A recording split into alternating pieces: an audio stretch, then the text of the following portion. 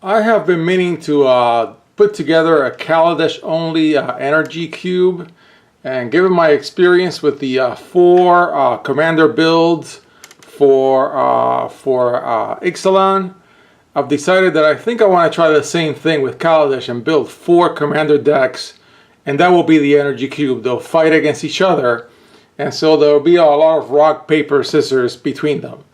I'm using my beautiful prop, my blue whale that my son gave me for Father's Day, and I'm going to run you guys through a summary of where I want to go, and if I have time I'll do the first build. I have the other I have three of the four done here. That is, they have all the cards, but then whatever remains is going to go into an Afenza build, for which I don't have the cards because I'm going to run through. So I'm going to run through a Temet. It's going to be a Temet white-blue deck. Of course, white-blue energy. So it's going to really focus on white-blue energy. This one's the one that has the fewest cards right now because it's really it's almost like a chemical reduction. This is going to be the third build, and so it's going to get blue cards from Surrak. The second build is going to be Garna. Let me adjust my viewer so I can see it better. So Garna is going to be red-black energy. So it's going to focus on a lot of red-black energy. And that's going to be the second build. But then the first build, which I think I can do today, actually I'll get it started in this video, is going to be Surrak. Surrak Dragon Claw is going to be all in on energy. So green, blue, and red are the three colors out of Kaladesh that have the most focus on energy. And so this deck is I already have taken my time to select a lot of the cards. And once this build is complete, whatever red cards didn't make it in this build will go into the Garna build. Alright, so let's get started. Let me set aside the other cards that I'm not going to be working with. So the core of this deck is an Aetherworks Marvel engine. Okay, and it's going to be all energy cards, all the energy cards in Kaladesh in these three colors that I could pull right now. Okay, and then there's additional creatures that we're going to go through. So the Aetherworks engine is going to have, this card is not going to appear a lot. It's just one of the 99. But when it does, of course, it's going to go crazy if the other three players allow it. So these cards are all in, and I'm just going to do a count when I'm done, and I'm going to set them in piles because some of the cards are non-creatures. So of course, this guy gets pumped with energy. So all these cards work with energy, and they're all in the build by default. I'm not going to go through them in detail because right now these are going to be the draft builds. Once I buy a few more singles, a couple of rares that I don't have, then the deck is going to get cleaned up a little. Also, M19 is about to come. It's going to come out in a few weeks, and M19 is going to feed this deck a little too. Even though, just like the Ixalan builds, these are really looking inwards in Kaladesh. Okay, so these are all energy cards. Of course, anytime you see, I hit the tripod again. Sorry, all this energy down here. That's good. This is great for this particular deck. I'm missing the uncommon one green card that is like this one, but can get pumped insanely. So again, this is why I'm calling this build very much a draft. I hate to use the word draft. It's an early build. Okay, so all these dudes are all about energy.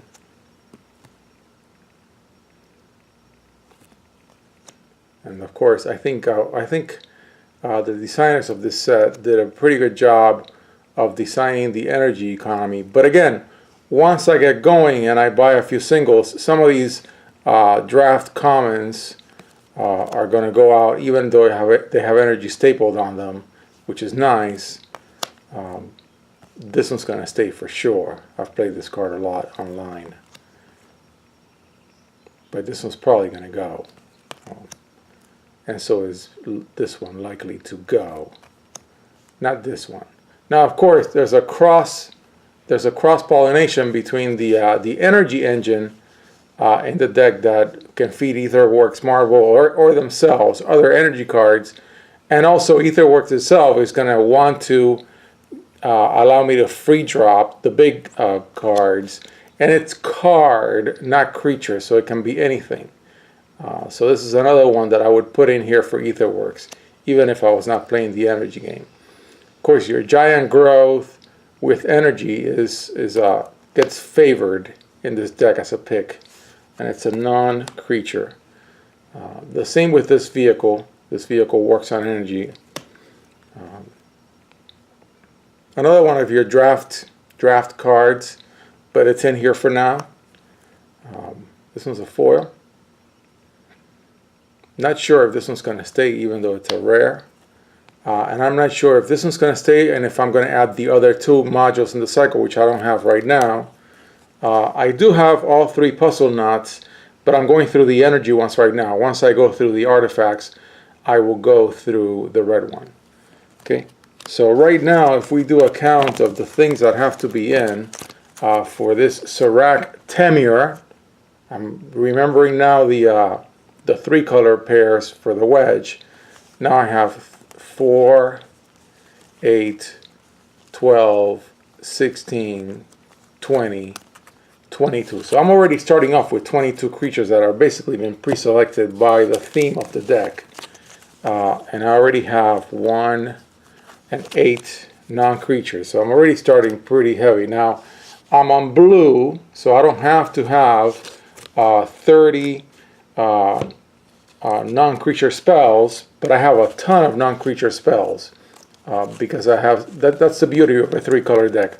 I have access to 3 colors, and I can really be picky. But you can also you can go down the lane of you don't have hardly any blue creatures. You just have red and green as your beat up creatures, and you use blue as your control color. In this deck, I'm not doing that. In this deck, blue, all 3 colors are equals when it comes to creatures. And so, for example, I have a 1-drop blue creature that I normally wouldn't have. I wouldn't have any of these creatures if I was building this as a pure best of color blue, red, green. But since I'm playing the energy game, anything that has energy, regardless of the color, is in, even if it's an artifact creature. Okay, and I'm going to verify that all the artifacts are artifact creatures, just to make sure. Okay, so that's an artifact creature. Yeah, just verifying. Okay, and I said, as you all know, I always forget my counts, and I said that we were on 22 creatures. Okay, so I only really have 18 creatures to pick from in this pile. And this pile has 4, 8, 12, 16, 20, 24, 28, 31 creatures. Okay, so I'm going to go through them and see if I want them as a first choice. Yes, because I need dorks. I already have a blue 1-drop. I don't think I need this one. I want this one. It's going to give haste. I don't really have a lot of artifacts at top. I have not gone through the artifacts, but I have off camera. I'm not going to pick this. Gets Death Touch. That's a nice thing, but I'm being picky, so I'm going to set it aside for now. Sacrifice an artifact, deals 2 damage to an opponent. I'll set it aside too. 2 mana, yes, for sure. Gets pumped, gets the power from instants and sorceries. This is not that kind of a deck. A counters deck. This is not a counters deck. Sometimes creatures get counters because of energy, but this is not a counters deck. This is an energy card. Actually, I forgot it in the creatures list for energy. So this is really This goes there and puts it up to 23. 23. Okay. 1 mana of any color is actually very good in here because I'm on 3 colors, and when I put lands on this deck, this is going to be a casual deck. Something that allows me to filter for cards is not bad. I think I'm going to put it in now. Add 1 mana of any color to your mana pool. That's very good, even though it's a lowly common. When you exert, you get 2 mana. That's actually pretty good in this particular build. Can't be blocked by creatures with power 2 or less. That's decent, and I need some beaters. I do need some beaters, so I don't know how many I'm gonna pick, and they're not really. I mean, these are gonna get substituted with better critters. Okay, this one's gonna stay likely, but these two are gonna get something else is gonna go in here. But for now, I'm gonna put them in. Now, I also have a Panharmonicon little side show going on of whenever, you know, ETB enters the battlefield creatures, and so that's gonna add to the number of creatures. And I'm gonna say, of course, I'm gonna say right now in this deck, Panharmonicon is in. Really, what I want to do is build a couple of enters the battlefield decks just for Panharmonicon. So actually, I was thinking about it earlier. I'm not gonna put it in this deck. I'm gonna put this in one of the other 3 decks because of the rock, paper, scissors. I want this deck to be energy, but not to be abusing enters the battlefield effect. So now all these cards just get picked because they're good critters or not. But I'm going to do a preliminary second count now that I've added creatures that I know I want, including ones that I know are going to go away later. They're just placeholders for these two. Basically say, put a beater in here for me later. Okay, so now my creature count is up to 1, 2, 3, 4, 5, 6, 7, 8. So 33. I only need 7 creatures from this group of creatures, and I have 3, 6, 7. So really 7 and 6. So I'm going to pick 7 out of here. I'm no longer playing the Enter the Battlefield game, so it's got to be good. No. No, not really. Flying and prowess. No, I'm not on that either. Enters the battlefield. You may destroy target artifact. This is good.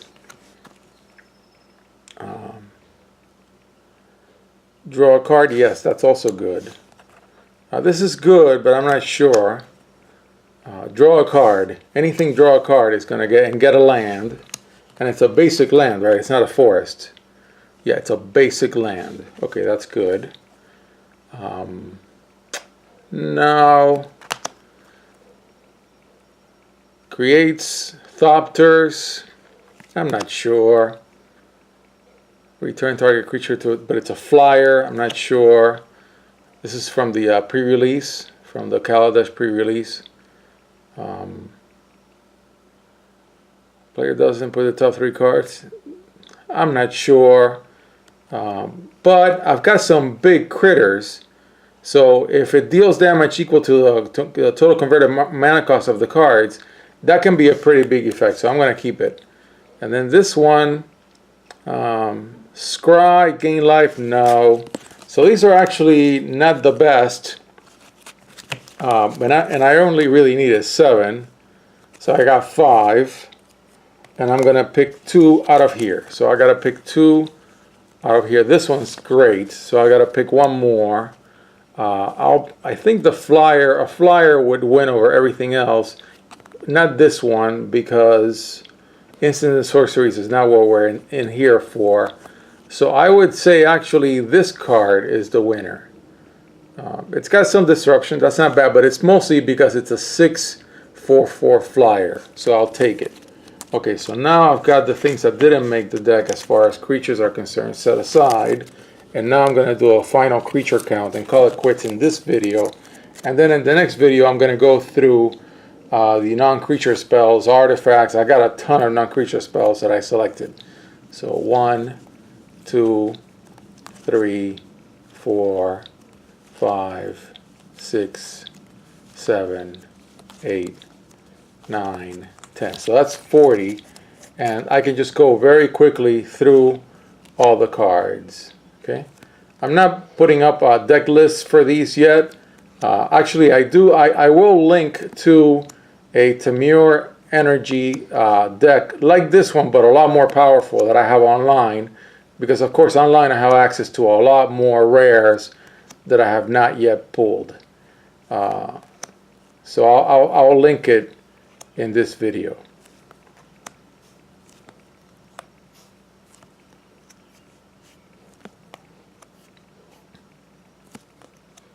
So this is the Critter Suite for this deck, and I'll probably do, if I have time, I'll do a mana curve for it. Okay, and I think it's gonna split on me if I don't hurry up.